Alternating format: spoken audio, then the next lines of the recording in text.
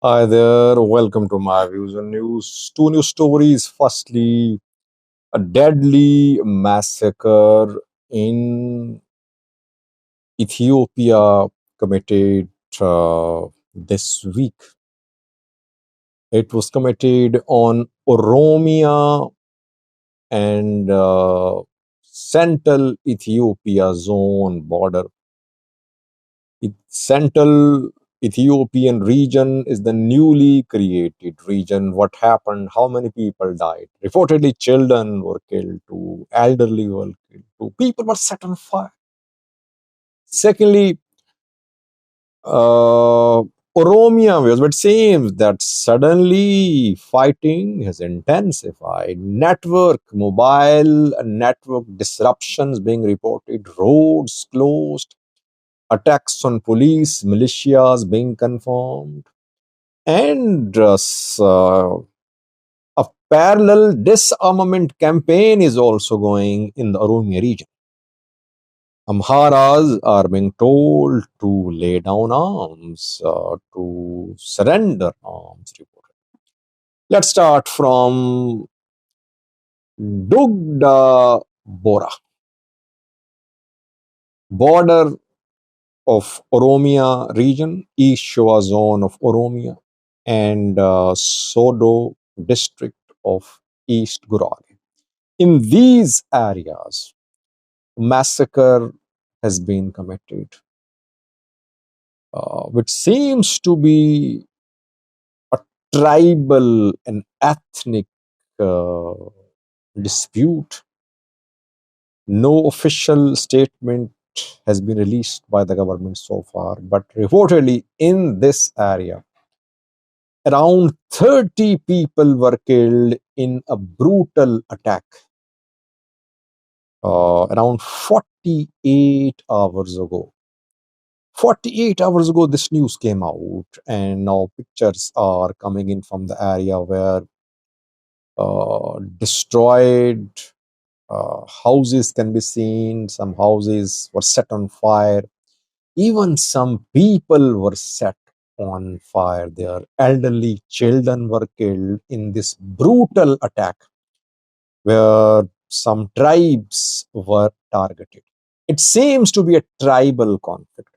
People are calling it a territorial issue too, that it's a border dispute as well.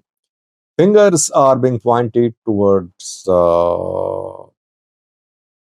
armed Oromo groups, Ola or some other tribal armed group. Not clear. Wouldn't want to prematurely blame anyone. I think it's the responsibility of the government to investigate the incident and tell the people what happened there. Incident is being confirmed. I have received some very graphic images showing the destruction in the area. Again, I would repeat the area. It's border area of East Gurage zone, East Gurage and East Shoa zone of Oromo. It seems to be a case of a conflict between groups in Oromia and groups in central Ethiopia region. Territorial and ethnic conflicts are spread across Ethiopia. It's not that just between Oromos and Amharas conflict exists, or between Tigrayans and Amharas, or Afars and Somalis. There are some intra-regional, intra-ethnic group disputes too. And whenever such atrocities are committed, perpetrators are never held accountable. That is why we see one after the other incidents happening and no real accountability. I always say, I've been saying that for a year now, that there must be some special mechanism, some special setup for investigations or prosecution of the incidents involving territorial disputes, ethnic disputes, and massacres. In order to curb this ethnic violence, there must be speedy investigations, speedy trials. People should be punished. This is the only way. I mean, tribes have been in talks. They tried to talk. Issues could not be resolved. Federal government does not take the lead. It's the responsibility of federal government to intervene in such areas where there are issues between regions and where there are issues of border dispute. Federal government does not take the responsibility. It leaves the matter to regions and zonal governments, and the issues are there. Disputes unresolved. Secondly, was Oromia region of Ethiopia, where suddenly, not suddenly, for the past few days, we've been receiving reports of renewed fighting in different parts of the region.